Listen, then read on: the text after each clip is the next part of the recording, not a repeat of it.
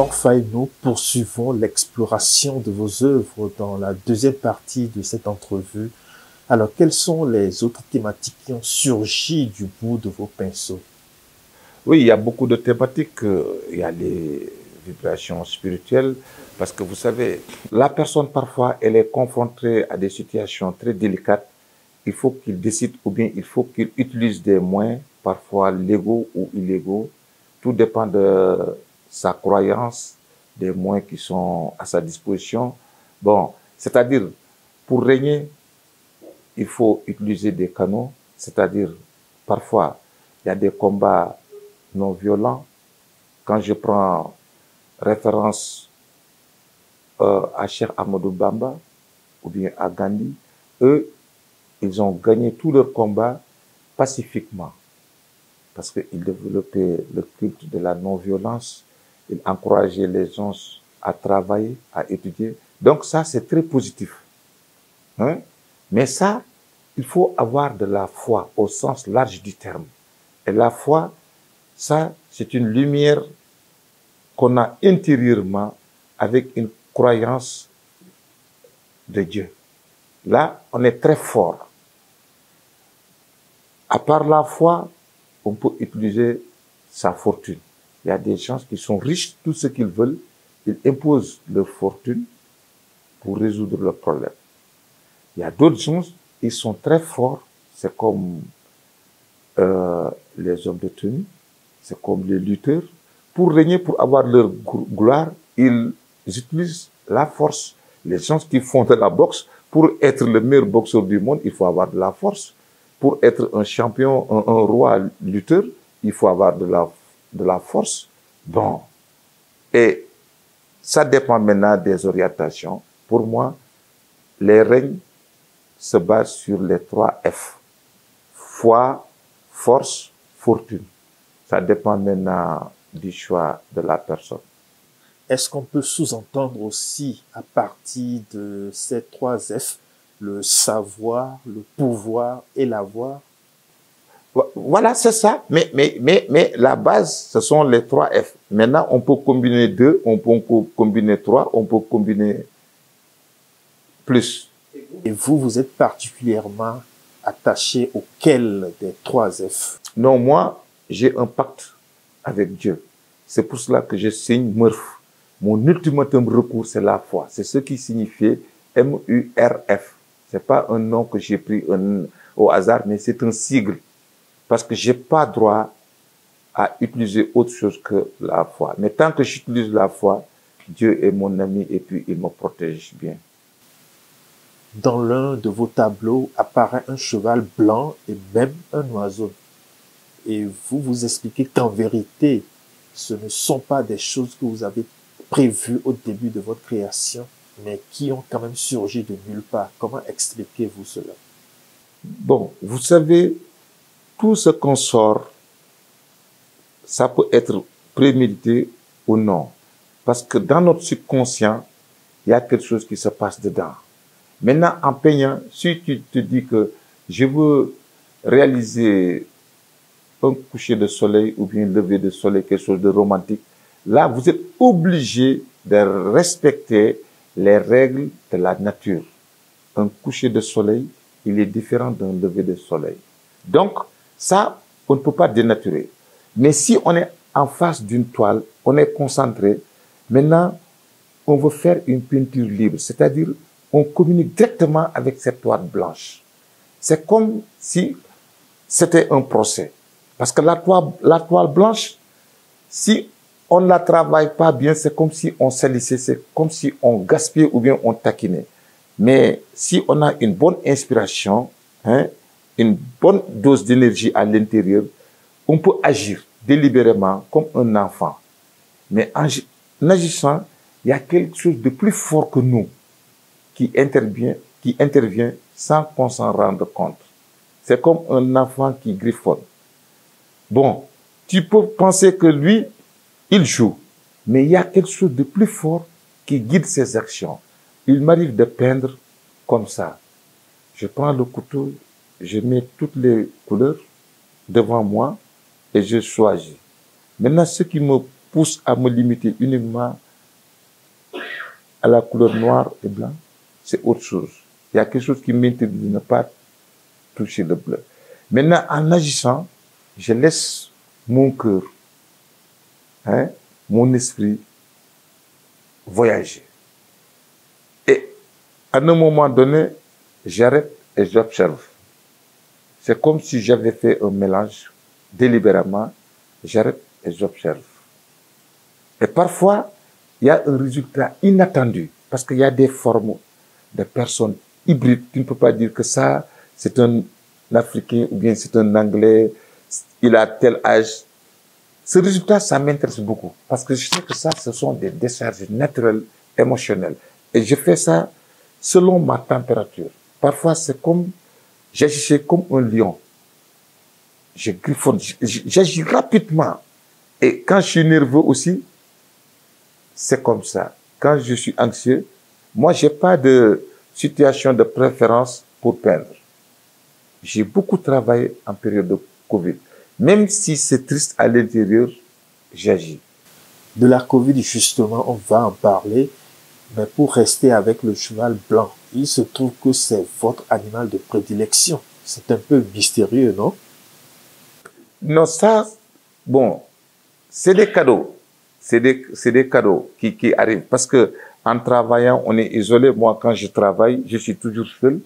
Il m'arrive aussi de mettre des poésies, des khasaïd, les écrits de Cheikh Ahmadou Bamba.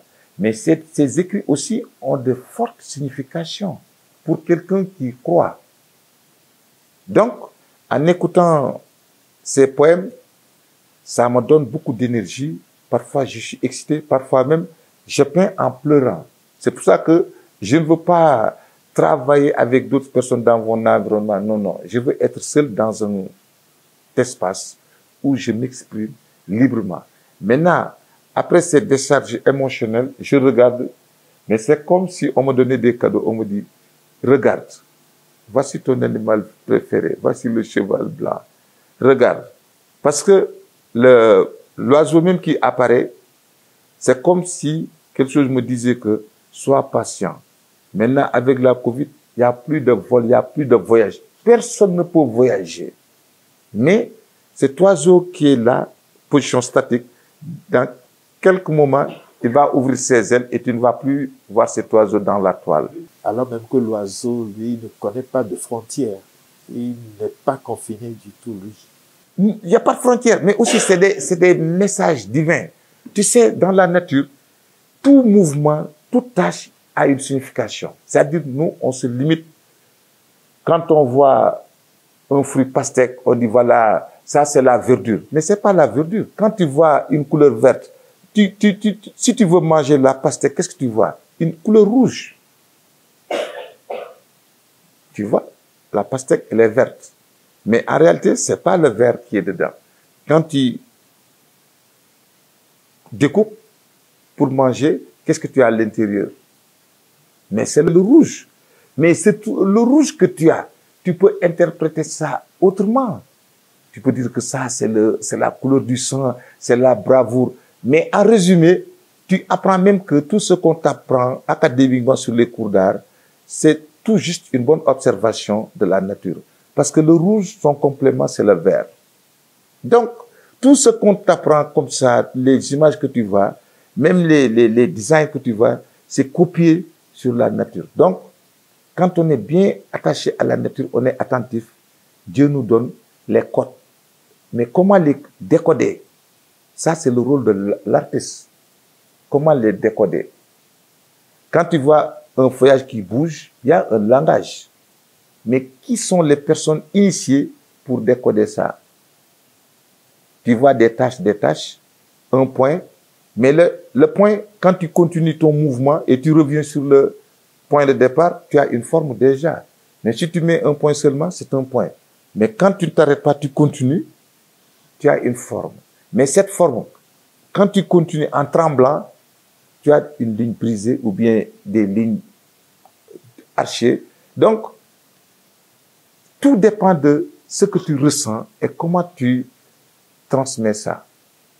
Comme beaucoup d'artistes morts failli la Covid-19, vous a inspiré et vous avez peint une œuvre intitulée Le Monde en blues, en référence à cette pandémie. Alors, que pouvez-vous nous dire sur cette œuvre? Pendant la Covid, personne, on nous conseille de rester chez soi. Chacun doit rester chez soi. Chacun doit prendre soin de lui, se laver les mains chaque fois. Bon, mais tout ça, pour moi, c'est relatif.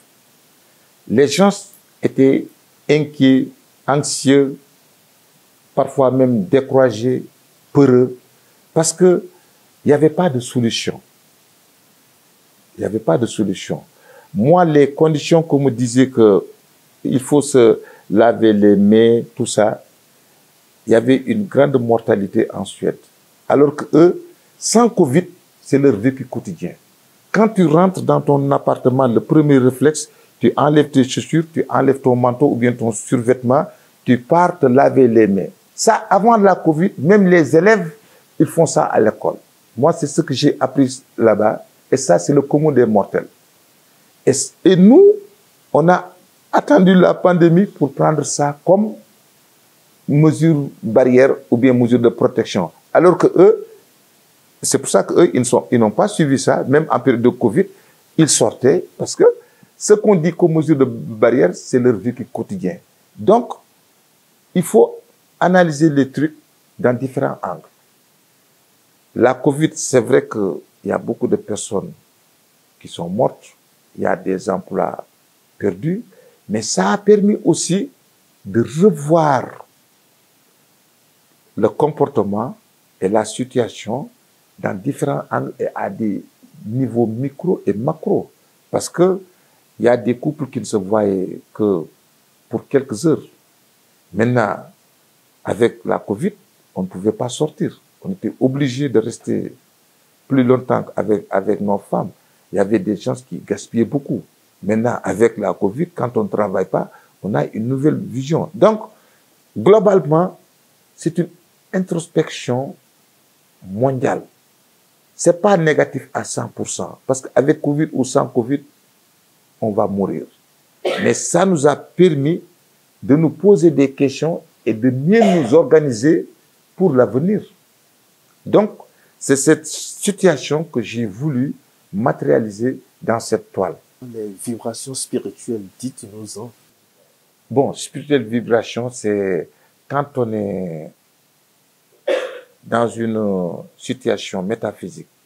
Parce que parfois, l'homme, il veut se voir, il veut se sentir, tu veux te voir bien habillé. Mais parfois, tu es dans une autre situation où tu te détaches de ce monde. Tu n'as pas besoin, ou bien tu n'es même pas conscient que tu as bien boutonné ta chemise, ou bien tu as porté les mêmes chaussures. C'est-à-dire, physiquement, tu ne t'occupes pas de toi. C'est-à-dire, tu utilises ton cerveau intérieurement. C'est comme le soufisme. Tu connais le soufisme? Les gens qui sont plutôt concentrés sur le spirituel, c'est-à-dire ils sont déconnectés du monde matériel. Parce qu'ici, il y a beaucoup de m'as-tu vu. Maintenant, si tu es dans l'autre étape, tu es très fort. Et puis, tu vois quelque chose que les autres ne peuvent pas voir. Parce que les artistes aussi, ils sont dotés d'un plus. Le chanteur qui chante, qui peut faire une grande émotion avec les autres, c'est pas donné à n'importe qui. L'image que tu vois qui te fait sourire, ou bien qui te donne une gaieté, ou bien qui te rend triste, ça, c'est pas donné à n'importe qui. Donc, maintenant, il n'y a plus d'envoyés. Les messagers, depuis Mohamed, c'est fini. Maintenant, le rôle des messagers, c'est le rôle des artistes. Mais pour que ces artistes puissent accomplir cette mission, il faut qu'ils soient sincères. Il faut qu'ils soient connectés spirituellement pour recevoir cette mission. Mais si on veut être artiste et puis réfléchir commercialement, politiquement, non, ça c'est un danger pour la société. Ça, ce sera l'inverse. Mor Fay, il faut que l'artiste vive de son art quand même, non? Mais vivre ne veut pas dire être criminel. Parce qu'il y a des trucs, c'est être criminel. il y a des artistes qui font chavirer toute une génération. Parce que on doit... Avez-vous de cas précis d'artistes qui font chavirer des générations entières, comme vous le dites? Mais c'est ce qu'on vit ici au Sénégal. Moi, je n'ai rien... je ne vais pas citer un parmi des milliers ou bien un parmi des centaines. C'est comme si j'avais une dent. Mais si tu analyses la musique qu'on est en train de produire en ce moment, les danses obscènes, la façon dont les jeunes s'habillent, hein, mais c'est trop médiocre. Ça, c'est pas des trucs qu'on doit médiatiser. C'est pas quelque chose qu'on doit médiatiser. Il y a certaines œuvres que tu vois aussi, c'est pas des trucs qu'on doit médiatiser.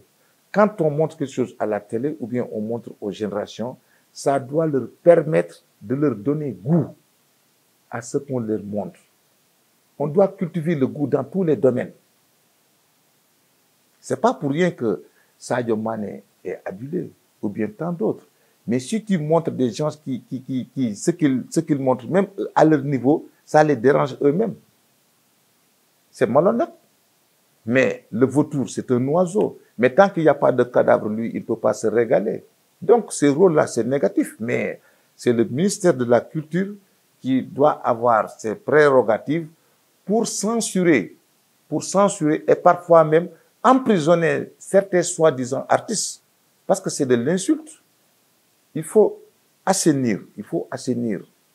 Parce que c'est quelque chose de très important. Un enfant, si tu lui montres des images très négatives, il grandit avec ça, mais tu fais une déviation négative. Bon, enfin, il se trouve qu'on est dans un contexte de mondialisation caractérisé notamment aussi par ces nouvelles technologies. Alors, comment pouvoir faire face à tout cela? Non, chacun est libre de dire ce qu'il veut. Chacun est libre de montrer ce qu'il veut. Mais si ce n'est pas dans un cadre légal, il doit avoir une autorité qui sanctionne.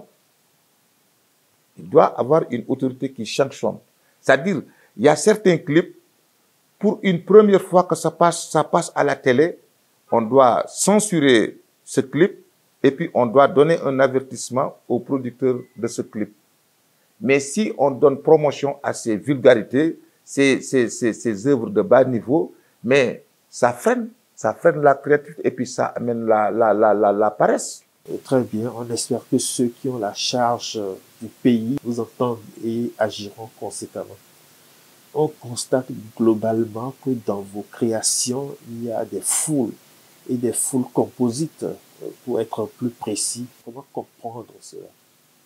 C'est ça. Mais comme je vous dis, l'artiste, il a des points d'analyse, des angles d'analyse. Moi, je vois globalement. Moi, je ne me vois pas comme un artiste sénégalais, africain. Non, moi, je me vois comme un citoyen universel. Pour moi, il n'y a pas de différence entre le blanc et moi. Peut-être dans notre culture, dans notre façon de s'habiller ou bien des trucs, il peut avoir des différences liées à l'environnement. Mais pour côté créativité ou bien esprit, toutes les personnes sont nées égales. Donc, il n'y a pas de discrimination. Donc, moi, je vois les trucs de façon globale et universelle. Parce que je ne voudrais pas naître ici au Sénégal, grandir au Sénégal et mourir comme ça au Sénégal. Je veux savoir ce qui se passe en Europe, en Amérique, en Asie et changer. Donc, c'est comme ça que je vois les choses.